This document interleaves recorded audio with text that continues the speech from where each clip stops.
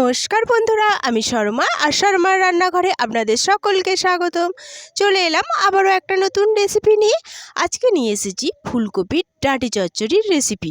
আমরা প্রত্যেকেই এই রেসিপিটি বাড়িতে অবশ্যই করে থাকি নানা রকমভাবে, তবে আমি যেভাবে এই রেসিপিটি তৈরি করি সেটাই শেয়ার করব আজ আপনাদের সঙ্গে।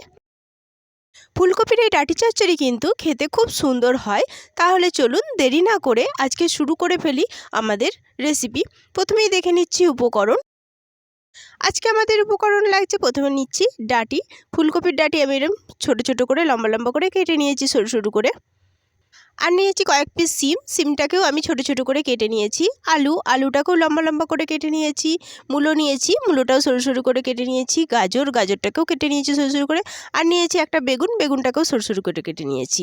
আর নিয়েছি কয়েকটা ডালের বড়ি, এটা আমার বাড়ির তৈরি ডালের বড়ি। এরপর ওভেনের মধ্যে আমি একটা প্যান বসিয়ে দিয়েছি। এর মধ্যে আমি ফুলকপির ডাঁটিগুলো দিয়ে দিচ্ছি, দিয়ে এটা সিদ্ধ করে নেব। ফুলকপির ডাঁটি এইভাবে আগে থেকে সিদ্ধ করে নিলে ফুলকপির ডাঁটিটা কিন্তু খুব জুসি হয়, আর এটা শক্ত তো অনেকটা, তাই এটা সিদ্ধ করে নিলে এটা খেতেও খুব সুন্দর হয়। ফুলকপি ডাঁটি দিয়ে আমি এর মধ্যে দিয়ে দিচ্ছি সামান্য লবণ দিয়ে এর মধ্যে অ্যাড করছি জল। আমি এখানে 1 গ্লাস মতো জল ফুলকপি ডাঁটির মধ্যে দিয়ে দিচ্ছি। আপনারা অবশ্যই ফুলকপি ডাঁটিটা এইভাবে আলাদা সিদ্ধ করে নেবেন, তাহলে কিন্তু খুব ভালো হবে এটা খেতে। এরপর ঢেকে এটা আমি 5 থেকে 7 মিনিট সেদ্ধ করে নিচ্ছি। ফিরে আসছি 5 থেকে 7 মিনিট পর।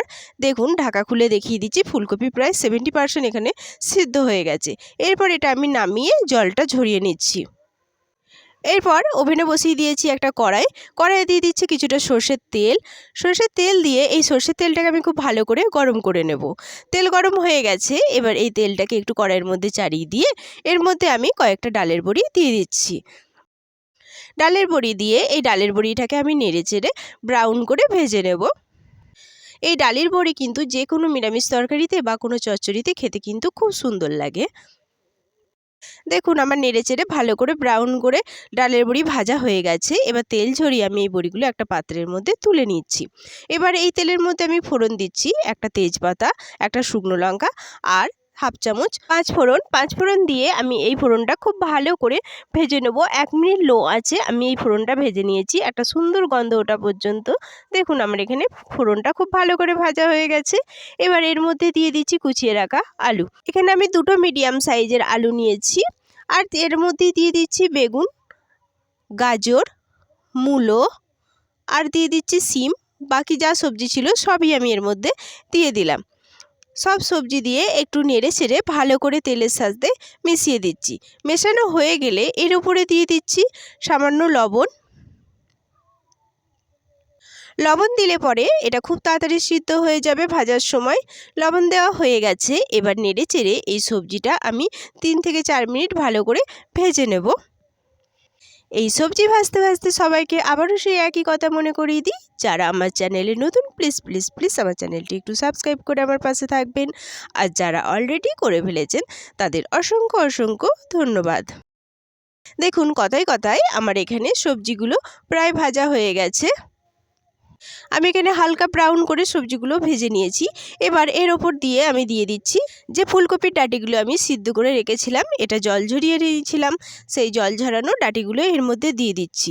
ডাঁটি দিয়ে নেড়ে চেড়ে খুব ভালো করে মিশিয়ে দিচ্ছি।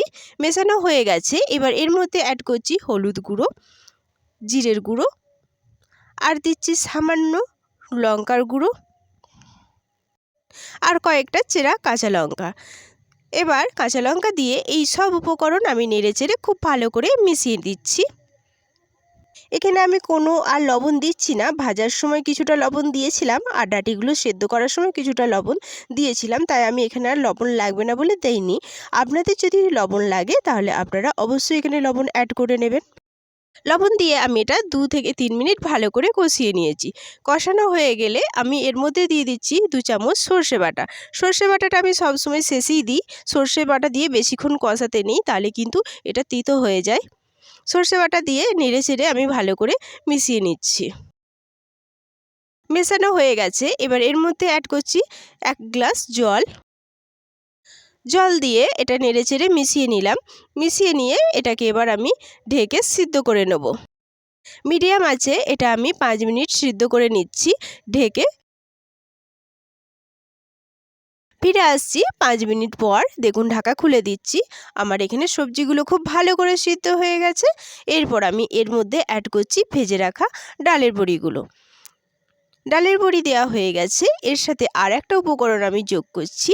এখানে দিয়ে দিচ্ছি 1 চামচ চিনি। চিনিটা কিন্তু এখানে অবশ্যই দেওয়ার চেষ্টা করবেন। চিনিটা দিলে কিন্তু এই ডাঁটি চচ্চড়ির স্বাদটা আরও দ্বিগুণ বেড়ে যায়। তবে যারা মিষ্টি খেতে চান না তারা এটা স্কিপ করতে পারেন। ডালের বড়ি আর চিনি দিয়ে আমি খুব ভালো করে এবার নেড়েচেড়ে এটা মিশিয়ে নিচ্ছি। মিশিয়ে নিয়ে এটা আমি আর 1 থেকে 2 মিনিট একটু ঢাকা না দিয়ে নেড়েচেড়ে জাল করে নেব। ডাঁটি চচ্চড়ির মধ্যে যে একটু জল আছে সেই জলটা শুকিয়ে যাওয়া পর্যন্ত। ডাঁটি চচ্চড়ির মধ্যে বেশি জল থাকলে এটা ভালো লাগে না। এটা একটু শুকনো শুকনো রান্না করতে হয়, তাই আমি এটা নেড়েচেড়ে আর 2 মিনিট রান্না করে নেব। দেখুন ফিরে আসছি 2 মিনিট পর। আমাদের এখানে ডাঁটি চচ্চড়ির ঝোল প্রায় শুকিয়ে গেছে। দেখুন খুন্তির সাহায্যে দেখিয়ে দিই, এর মধ্যে কিন্তু আর অতিরিক্ত জল নেই। আমাদের ডাঁটি চচ্চড়ি একেবারে রেডি হয়ে গেছে। এবার আমি এটা নামিয়ে নিচ্ছি ওভেন থেকে। ফুলকপি ডাঁটি চচ্চড়ি আমি পরিবেশনের জন্য একটা প্লেট নিয়ে নিয়েছি। এই প্লেটের মধ্যে আমি এই চচ্চড়িটা খুব সুন্দরভাবে পরিবেশন করে নিচ্ছি। দেখুন এটা দেখতে কত সুন্দর হয়েছে, আর খেতেও কিন্তু হয়েছে অসাধারণ। গরম ভাতের সাথে, খিচুড়ির সাথে বা রুটির সাথে যে কোনো আইটেমের সাথে আপনি এটা খেতে পারেন। এটা খেতে কিন্তু দুর্দান্ত।